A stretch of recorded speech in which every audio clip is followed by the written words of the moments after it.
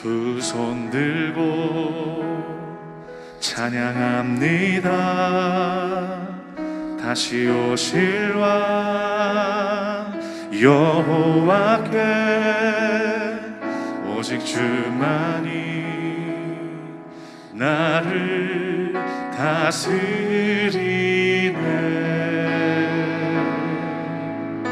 두 손 들고 찬양합니다.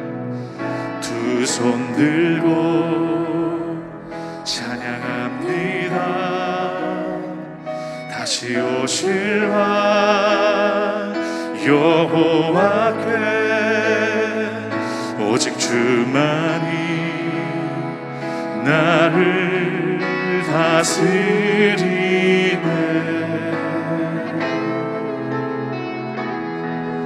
나 주님만을 섬기리. 헛된 마음 버리고 성령이여 내 영혼 충만하게 하소서.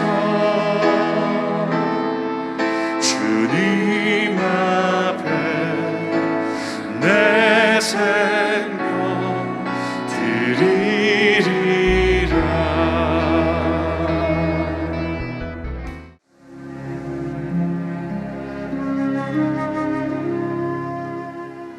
오늘의 말씀은 출애굽기 10장 10절에서 11절 말씀입니다. 바로가 그들에게 이르되 내가 너희와 너희의 어린아이들을 보내면 여호와가 너희와 함께함과 같으니라. 보라, 그것이 너희에게는 나쁜 것이니라. 그렇게 하지 말고 너희 장정만 가서 여호와를 섬기라. 이것이 너희가 구하는 바니라. 이에 그들이 바로 앞에서 쫓겨나니라. 아멘. 오늘 우리는 끊임없는 선택을 강요받는 인생을 살면서 하나님이 우리에게 들려주시는 이 출애굽기 10장의 말씀을 더욱더 귀담아 들어야 돼요. 지난 시간에 하나님께서 우박으로 이집트 땅에 재앙을 내리셨는데 두렵긴 하지만 여전히 하나님 앞에 맞서려고 하는 파라오 왕을 여러분 우리 모두 목격했어요. 너무 교만해서 계속 하나님 앞에 맞서려고 하는 이 파라오 왕을 지켜보신 하나님께서 다시 모세를 불러서 모세에게 하나님의 뜻을 이야기하는 것으로 오늘 성경은 다시 이어집니다. 1절 2절에 보니까 바로에게로 들어가라. 내가 그의 마음과 그의 신하들의 마음을 완강하게 함은 내가 행한 표징을 내 아들과 내 자손의 귀에 전하기 위함이라. 너희는 내가 여호와인 줄 알리라. 자, 여기서 주목할 게 하나 있습니다. 지금 이집트 땅에 내리고 있는 이 재앙들을 이스라엘 민족의 아들과 후손들에게 전하라 라고 하나님께서 명령하셨어요. 하나님이 그동안 이집트 땅을 어떻게 징계하셨는지, 그리고 그 징계 앞에서 이집트 사람들은 어떻게 했는지, 또 하나님께서 이집트 땅에 살고 있는 이스라엘 민족들을 그 가운데서 어떻게 지키시고 보호해 주셨는지, 이런 모든 것들을 잘 정리해서 너희들만 알고 있지 말고 앞으로 살아갈 너희 후손들에게 또는 모르는 사람들에게 이 은혜를 전하라 라고 하나님께서 명령하셨어요. 오늘 이 땅에서 신앙생활하는 많은 사람들이 이 이야기를 좀 귀담아 들어야 돼요.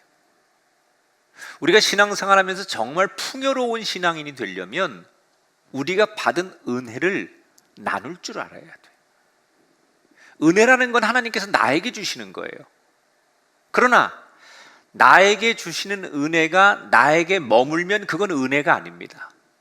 하나님이 나에게 은혜를 주셨지만 그것은 나만을 위한 것이 아니라 그 은혜가 나를 통해서 누군가에게 전달되고 흘러가는 게 은혜의 본질이라는 거예요. 그래서 여러분에게 제가 부탁합니다. 여러분 받은 은혜 여러분 가정에 주어진 하나님의 은총, 여러분 인생을 통해서 받은 사랑을 여러분 잘 정리하시고 그걸 누군가에게 가족들 또는 동료들 또 여러분 이웃들, 오늘 이렇게 지금 우리가 미디어로 예배를 드리지만 그 미디어에 여러분 댓글을 다시는 분들도 다 그런 거 아니에요? 자기가 오늘 말씀을 통해서 예배를 드리면서 받은 은혜를 나눈다는 것, 그것이 은혜의 본질이라는 거예요. 많은 사람들이 은혜가 자기 안에 머물고 내가 받은 은혜로 끝나려고 하는 사람이 있다는 거죠. 하나님은 그 은혜를 전하고 나누고 흘려보내라고 말씀하고 계십니다. 하나님께서 비장한 말씀으로 명령하시는 이야기가 끝나자 모세는 아론과 함께 이집트 왕 앞에 다시 서게 됩니다. 그리고 그를 책망하지요. 왜 약속을 지키지 않느냐?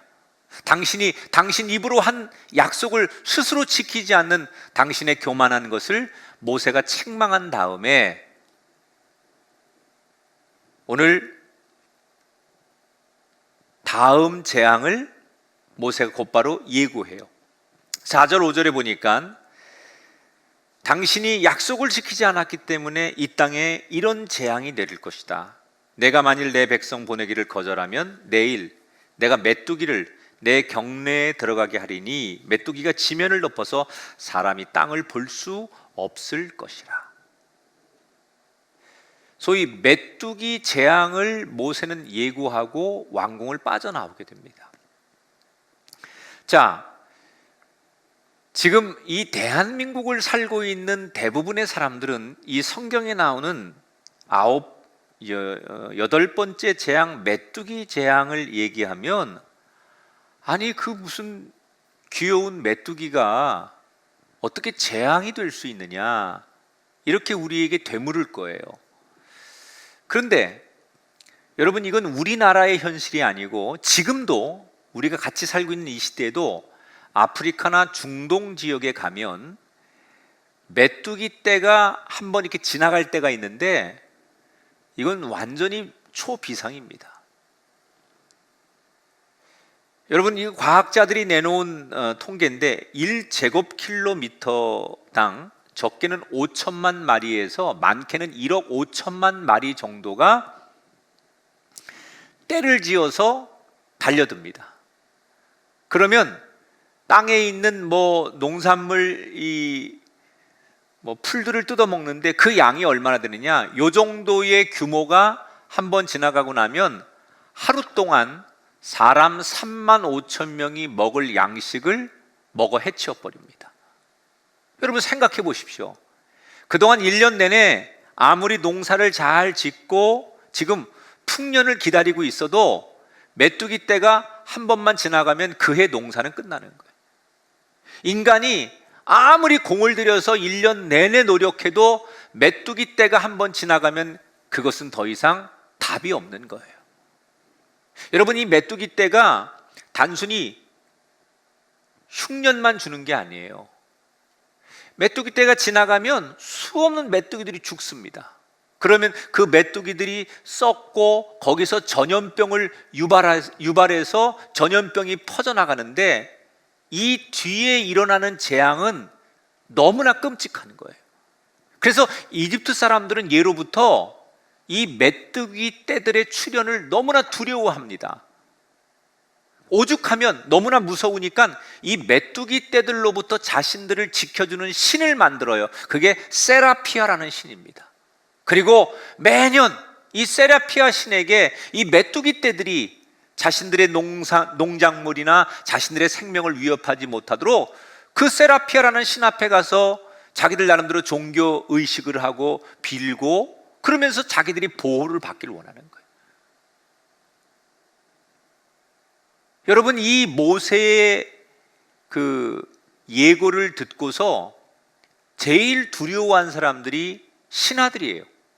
물론 파라오 왕도 무서워합니다. 왜냐하면 처음에는 저 한낱 노예들이 찾아와 가지고 떠드는 얘기가 어떤 신빙성도 없고 말의 능력이 없다고 생각했는데 점점 시간이 갈수록 저들이 내뱉은 말이 다 이루어지는 거예요. 근데 지금 어떤 재앙을 예고하는 거예요? 메뚜기 떼들이 나타날 것이다. 그러니까 두려운 거예요. 이제는 경험이 쌓이면서 저들이 한 말이 다 이루어질 것을 생각하니까 끔찍한 거예요.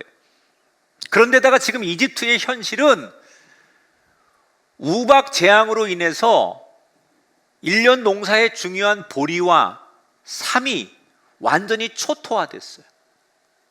대신에 요 몇 개월을 잘 버텨서 초여름이 되면 밀과 쌀, 보리가 다시 날 수 있기 때문에 이걸 추수하면 어떡하든지 1년을 이 재앙 속에서도 버틸 수 있다라고 하는 아주 작은 희망을 가지고 지금 버티고 있는 거거든요. 그렇게 계산을 하고 지금 버티고 있는 상황인데 이제 메뚜기 떼가 출몰할 거라는 거예요. 그렇게 되면 이제 막 자라서 막 싹을 이게 낳게 하는 쌀, 보리, 밀 이게 완전히 초토화되는 거예요. 그러면 1년 동안 이집트 땅에는 먹을 식량이 없다는 얘기고 수확이 없다는 얘기예요. 그러면 경제가 파탄나는 거예요. 그러니까 이걸 너무나 잘 알고 있는 이집트의 신하들이 두려우니까 왕 앞에 나가서 간청을 합니다. 왕이시여, 우리가 저들 때문에 언제까지 이렇게 고생을 해야 됩니까? 제발 왕께서 마음을 돌리셔서 저들의 요구를 들어주십시오. 다시 말하면 저들을 그냥 풀어줍시다. 자, 이때 파라오 왕의 마음은 어떤 거냐면 이 신하들의 간청이 맞아요. 나라를 생각하자니 이게 맞는 거예요.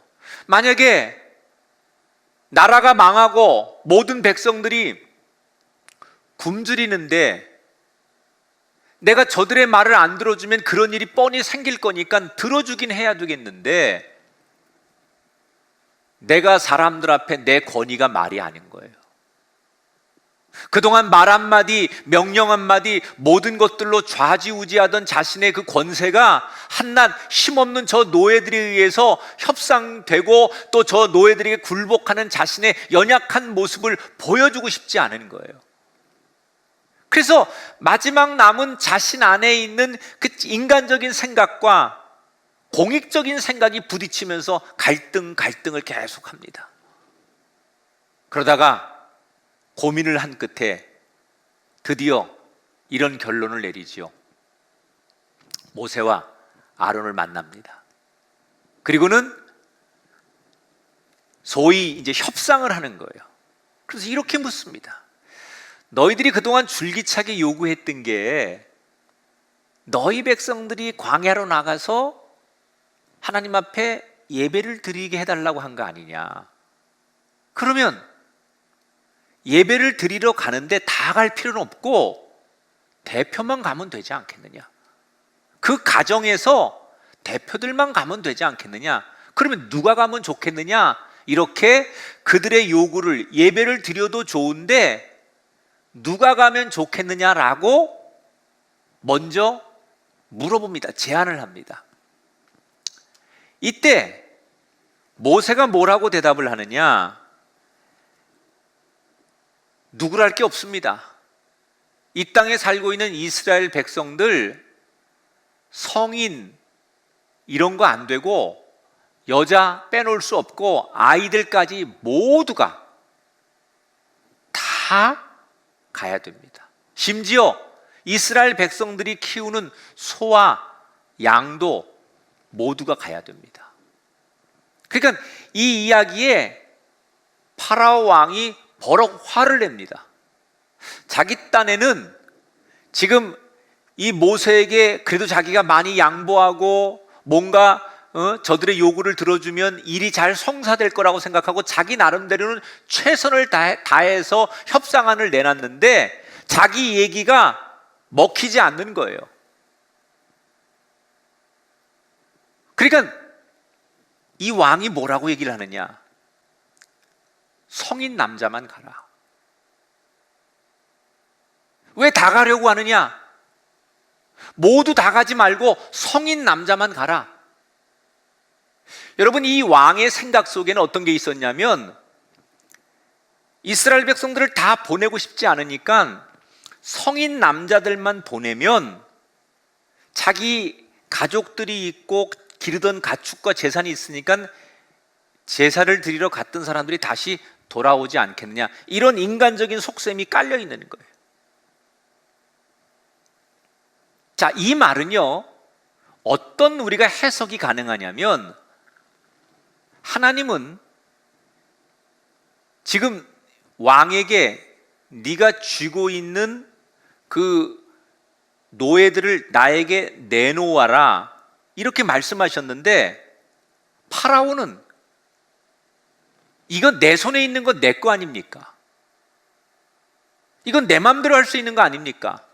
난 이걸 절대로 내놓을 수 없습니다. 아니, 뺏길 수 없습니다. 이걸 선택하는 거예요. 자, 이 파라오가 선택한 결과는 어땠을까요? 12절부터 15절에 보니까 결과가 나옵니다. 모세가 지팡이를 들매 메뚜기가 다 먹었으므로 애굽 온 땅에서 나무나 밭에 채소나 푸른 것은 남지 아니하였더라. 자, 왕궁에서 쫓겨난 모세가 밖에 나가자마자 지팡이를 들자 저 동쪽에서부터 엄청난 바람과 함께 메뚜기 떼들이 몰려오더니 순식간에 이집트 땅의 모든 식물들을 다 갉아먹기 시작했어요. 그래서 풀이라고 이렇게 났던 땅에 있는 모든 것들이 삽시간에 사라져 버립니다. 여러분, 우리가 이 세상 살면서 가장 좋은 건요, 하나님을 움직이는 거예요. 우리는 할 수 없잖아요. 하나님이 마음 먹고 하나님이 움직이시면 동쪽에서부터 엄청난 바람이 불고 메뚜기 떼가 오고 때로는 그것이 없어지기도 하는 것처럼 하나님이 하시고 하나님이 역사하고 하나님이 움직이셔야 돼요.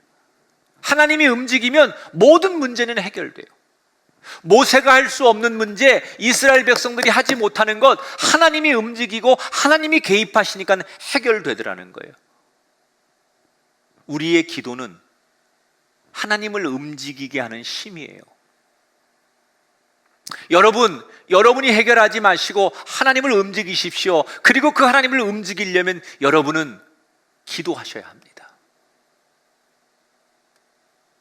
지금 이집트 땅은 말로 표현할 수 없는 처참한, 참혹하고 잔혹한 상황을 맞닥뜨리는 거예요. 뭐 때문에 이렇게 된 거예요? 왜 이렇게까지 되는 거예요? 지금 왕이 내 손에 쥐고 있는 것을 난 절대로 뺏길 수 없다고 발버둥 쳤던 그의 선택이, 그의 고집이 훨씬 더 많은 것을 잃게 만들었어요. 만약에 그가 하나님 말씀대로 모든 것을 내려놓았다면, 놓아주었다면 어떤 결과가 나왔을까요? 처음에는 잠시 잃어버린 것 같고 손해본 것 같겠지만, 그래서 힘은 들었겠지만 지나고 나면 그 땅은 하나님의 도움으로 회복됐을 거예요. 그런데 지금 이 파라오 왕은 단 한순간도 내 것을 빼앗기지 않으려고 움켜쥐고 있다가 훨씬 더 많은 것을 잃게 됐습니다. 여러분, 지금 이 수천 년 전의 이야기를 우리가 이 시대에 들어야 되는 이유는 지금 이 파라오 왕이 맞이한 상황이 어쩌면 우리가 맞이한 상황과 똑같다는 거예요. 많은 사람들이 지금 가장 힘든 건 도대체 뭘 해야 될지, 이렇게 세상이 힘들고 모두가 아우성치는데 나는 도대체 뭘 해야 될지, 뭘 선택해야 될지 사람들이 알지 못한다는 거예요. 결정을 못하고 있는 거예요. 우린 뭔가를 선택해야 되는데 뭐가 옳은 길인지, 무엇을 선택해야 후회하지 않는 건지 우리 스스로 그걸 잘 모르기 때문에 너무나 지금 힘든 상황에서 미래가 없기 때문에, 선택이 불가능하기 때문에, 확신이 없기 때문에 더 힘들다는 거예요. 오늘 그런 분들에게 성경은 확실하게 말하고 있어요. 내 것을 뺏기지 않으려고 욕심내지 말아라. 특별히 알 수 없는 상황에 미래가 잘 예측되지 않거든. 그때는 움켜쥐고 있는 내 손을 펴서 하나님 앞에 그것을 평안히 맡겨라.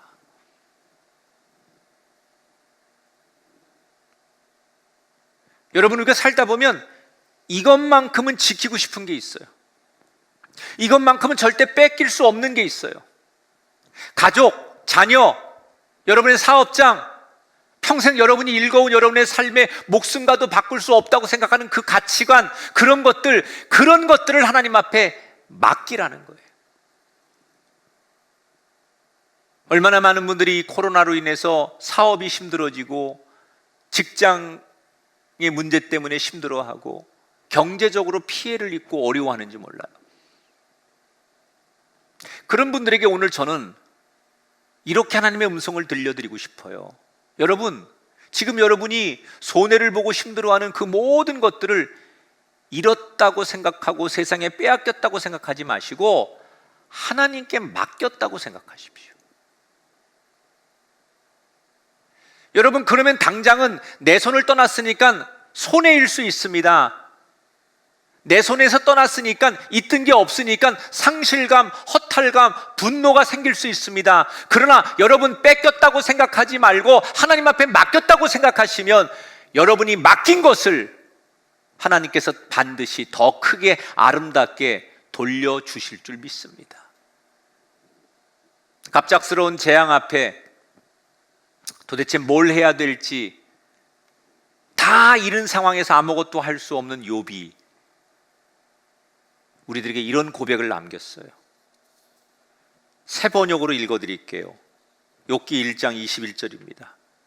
주신 분도 주님이시요 가져가신 분도 주님이시니 주님의 이름을 찬양할 뿐입니다.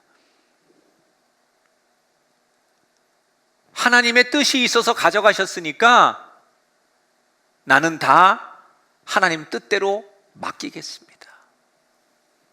내가 할 일은 하나님이 하시는 일을 찬양하는 일입니다. 여러분, 이게 욥의 고백입니다. 뺏겼고 망했고 이렇기 때문에 절망하고 원망하는 인생이 아니라 그가 믿음으로 주신 이도 하나님이신데 하나님의 뜻이 있어 가져가셨다면 나는 하나님이 하시는 일을 찬양할 뿐입니다 라고 믿음으로 고백하고 그렇게 받아들이고 그렇게 살았더니 그 믿음으로 살아간 욥에게 하나님께서 이전보다 더 많은 것을 누리게 하는 은혜를 주셨어요. 그 은혜가 여러분에게도 임하게 되기를 주의 이름으로 축원합니다. 하늘을 새까맣게, 온 땅을 새까맣게 뒤덮는 메뚜기 떼들 앞에 온 이집트 사람들이 충격을 받습니다. 그리고 무력하게 아무것도 할 수 없는 자신들을 보면서 그들은 절망하고 눈물 흘리고 한숨을 쉽니다. 특별히 그동안 이런 메뚜기들의 재앙으로부터 자신들을 지켜줄 거라고 믿었던 세라피아 신,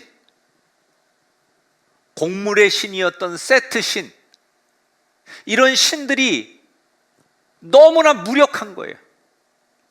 아니, 무력해도 이렇게 무력할 수가 없어요. 자기들이 그렇게 믿고 경배하고 그렇게 외쳤던 자신들의 신이 아무것도 하지 못하고 아무것도 지켜주지 못하는 걸 보면서 그들은 혼란에 빠지게 돼요.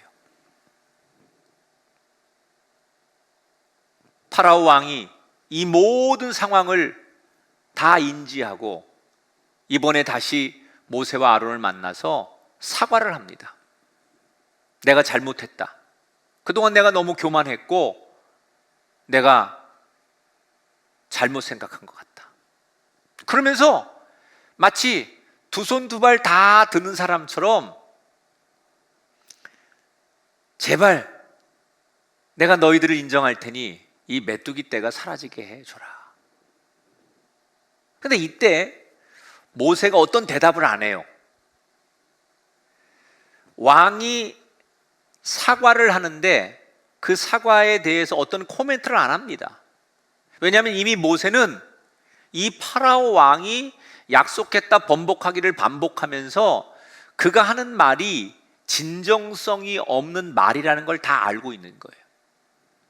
그러나 모세는 어떤 말도 하지 않고 그 이야기를 묵묵히 들은 다음에 왕궁을 나오자마자 하나님 앞에 이 메뚜기 떼가 없어지기를 기도합니다. 그랬더니 신기하게 이번에는 저 서쪽에서 바람이 불더니 그 이집트 땅을 뒤엎고 있던 메뚜기들이 그 바람과 함께 쓸려가 가지고 지금 지도에서 보시는 대로 홍해 바다에 모두 빠져서 죽어버립니다. 그리고 언제 그랬냐는 듯이 온 세상이 평안해지고 고요해지자 파라오 왕은 다시 자신의 입장을 번복하고 고집을 부리기 시작해요. 그러니까 하나님께서 곧바로 예고 없이 9번째 재앙을 내리십니다. 모세에게 네 손을 내밀어라. 이 땅에 흑암과 같은 짙은 어둠이 뒤엎을 것이다. 여러분, 이 9번째 재앙 흑암이라는 것은 어떤 정도냐? 대낮인데도 한 발짝을 움직이기 위해서 앞을 구분할 수 없으니까 손을 펼쳐서 더듬더듬 거려서 사람들이 마치 시각장애인이 걷는 것처럼 그렇게 앞을 더듬더듬 거리면서 걸어야 할 만큼 완전히 깜깜한 상태가 펼쳐지는데 이게 3일 동안 지속됩니다. 지금 8번째 메뚜기 재앙에서 다시 흑암의 9번째 재앙이 이어지는데 이 흑암의 재앙이라는 것은 우리가 하나님께서 이집트 땅에 10가지 재앙을 내리시잖아요. 그럼 10가지 재앙에서 9번째 정도면 거의 이제 결승점에 도달하는 거예요. 근데 이 9번째에서 지금 하나님께서 굉장히 강한 메시지를 주시는 거예요. 이게 어떤 메시지냐면 이집트에는 신들이 많은데 그 신들 가운데도 등수를 매기면 가장 높은 가장 센 신이 누구냐? 태양신이에요. 라라고 하는 태양신이 이집트 사람들이 가장 최고의 신으로 여겨요. 그런데 여러분, 그 자기들이 믿는 태양신이 3일 동안 이집트 땅에 전혀 비치지 못하고 흑암이 계속 지속되니까 자기들이 믿는 태양신이, 최고로 여기는 태양신이 아무것도 아닌 걸 보여주는 거 아닙니까? 더 충격은요, 이집트 사람들 귀에 무슨 얘기가 들려오느냐? 자기들은 이렇게 앞을 분간할 수 없는 흑암이 계속되는데 이스라엘 백성들이 살고 있는 고센 땅에는 햇빛이 비친다는 거예요. 그러니까 자기들이 그렇게 찬양하고 그렇게 부르짖는 태양신은 자기들을 지켜주지 못하는데 자기들이 볼 때 이방신이고 낯선 야훼라는 하나님의 신이 이스라엘 민족을 지켜주시는데 자기들이 자랑하는 태양신이 하나님 앞에는 아무것도 아니에요. 손바닥 안에 하나님에 비하면 아무것도 아닌 거야. 자기들이 최고라고 믿었던 태양신이 이렇게 무기력하고, 특별히 파라오 왕은 평상시에 뭐라고 떠들어요? 나는 태양의 신의 아들이다. 그래서 자기를 태양신처럼, 태양신이 보낸 아들이기 때문에 나는 단순한 황제가 아니라 태양신처럼 나를 숭배하고 나를 경배하라. 백성들에게 그렇게 이야기를 했고 그렇게 믿고 왕을 사람들은 따랐어요. 그런데 태양신이 무기력한데 태양신의 아들인 자기들의 왕은 더 이상 의미가 없는 거예요. 그래서 백성들 사이에 왕을 신뢰하지 않게 된다는 거예요. 그러니까 이 민심의 동요를 너무나 잘 알고 있었던 파라오 왕이 더 이상 버티면 안 되겠다고 생각하고 급히 모세를 만나요. 그리고 거두절미하고 모세야, 니들이 원하는 대로 해라. 너희들 뭐 성인 남자만 나가고 그런 거 아니고 뭐 여자들 아이들 하여튼간 너희들이 원하는 대로 너희들 민족은 다 나가서 너희들이 믿는 하나님 앞에 예배해도 좋다. 그리고 거의 백기투항을 하는 사람처럼 너희들이 원하는 대로 다 해라, 너희들 뜻대로 해라, 이렇게 얘기를 하면서 마지막에 힘없이 한마디를 툭 던집니다. 그런데 너희들이 키우는 양과 소는 놔두고 가거라. 자, 여러분, 이 협상이라는 게 팽팽하다가 한쪽에서 조금 양보를 하면 서로가 한 걸음씩 양보해서 이 협상이 이루어지는 거 아닙니까? 처음에는 절대 안 된다고 했다가 중간쯤에는 남자들 성인만 나가는 건 허락하겠다, 뭐 이렇게 조금씩 변화되다가 지금 마지막에는 좋다, 너희들 원하는 사람 다 가서 예배해라, 여기까지 왔으면 인간적인 상식으로는 모세도 우리 이스라엘 민족을 다 내보내 준다니까 까짓것 그 가축들이야 없어도 돼, 그리고 그 협상안을 받아들이면 될 거 아닙니까? 그런데 모세가 이 협상안을 단호하게 거부해요. 이제부터 주도권은 왕이 아니라 모세가 지는 거예요. 안 됩니다. 내가 처음에 말한 것처럼 소나 양도 함께 가야 됩니다. 그 이유는 이건 단순히 우리의 가축을 넘어 하나님 앞에 제사를 드릴 때 번제물로 드릴 그러한 요소들이기 때문에, 도구들이기 때문에, 단순히 우리의 재산이거나 우리가 먹고 살기 위해서 이 소와 양이 필요한 게 아니라 하나님 앞에 예배하려면 번제물을 드려야 되는데 그 번제물의 제물이 이 소와 양이기 때문에 반드시 함께 가야 됩니다.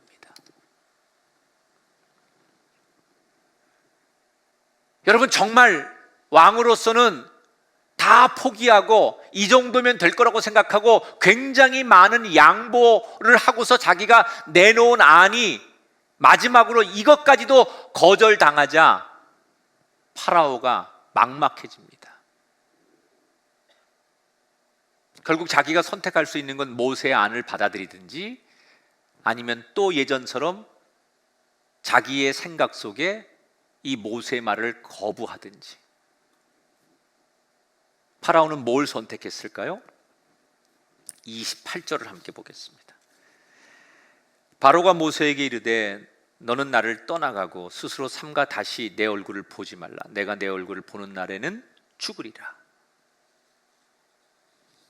이제 거의 이 파라오도 될 대로 되라, 아마 이런 심정이었던 것 같아요. 그래? 내가 이 정도까지 얘기했는데 내 협상안을 받아들이지 않는다면 더 이상 너와 내가 만날 필요가 없다. 오늘 이후로는 너와 내가 마주 앉을 일이 없을 것이다. 만약에 또다시 내 얼굴을 보는 날에는 내가 그때는 너를 반드시 죽일 것이다. 그리고는 겁을 주고 호통을 치고 모세를 쫓아냅니다.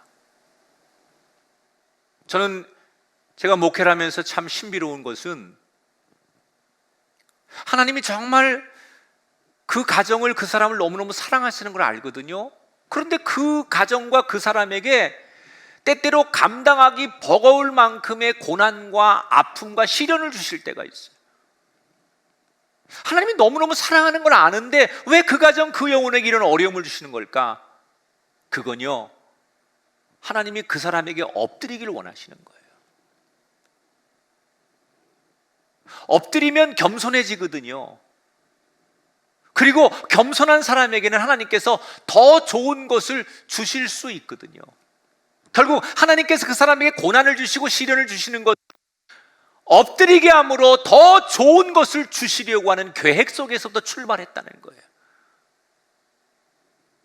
근데 우린 이걸 못해요. 엎드리는 게 수치라고 생각해요. 엎드리면 못 일어난다고 생각해요. 엎드리면 밟히는 줄 알아요. 혹시 오늘 이 자리에 예배 드리시는 분 가운데 내가 지금 뭘 해야 될지 모르겠는 분이 있으십니까? 우리 젊은이들 가운데 내가 어떻게 살아야 될지 잘 모르겠는 분들이 있습니까? 도대체 뭘 선택해야 될지 판단이 서지 않는 분이 계신다면 오늘 그분 모두에게 엎드려라 라는 하나님의 음성을 들으시길 바랍니다.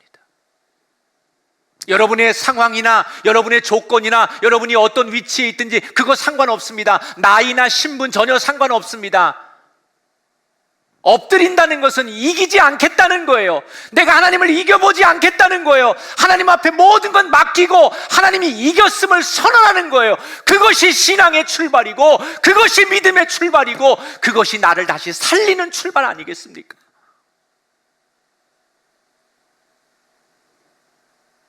이기려고 하지 말고 엎드려 보겠다는 사람. 왕권이 기울어가는 상황에서도 자존심을 내세웠던 사울은 망했지만 자기가 이기려는 대신 하나님 앞에 엎드렸던 다윗은 어려운 상황을 딛고 다시 일어났습니다. 나는 오늘 이 설교를 듣는 우리 모두에게 언젠가 우리의 입술에서 누군가에게 잔잔한 이런 간증들이 나오기를 바라요. 내가 그때 그냥 엎드리고 낮아졌더니 하나님이 그런 나를 예전보다 더 높여주셨어. 나는 그저 그때 엎드렸을 뿐인데 하나님은 나를 더 잘되게 해주셨어. 놀라운 신비를 나는 경험했어. 이 고백이 여러분에게 있게 되길 바라요. 나는 그때 어떤 것도 한 게 없어. 내 손에 있는 것을, 내게 주어진 상황을 다 하나님 앞에 맡겼을 뿐인데 하나님이 더 많은 것이 돌아오도록 만들어주시는 놀라운 신비함을 경험했어. 우리가 이 고백의 주인공이 되어야 되지 않겠습니까? 뭘 해야 될지 막막하시다면 오늘 수천 년 전 이집트 땅을 향하여 하셨던 하나님의 그 음성이 다시 메아리처럼 울려 우리의 가슴을 적시고 우리의 영혼을 적시는 하나님의 나를 향한 사랑의 음성이 되기를 주님의 이름으로 축원합니다. 이제는 우리 주 예수 그리스도의 은혜와 하나님 아버지의 극진하신 사랑하심과 성령님의 감화 감동 역사하심이 우리 가운데 영원토록 함께하기를 간절히 축원하옵나이다. 아멘.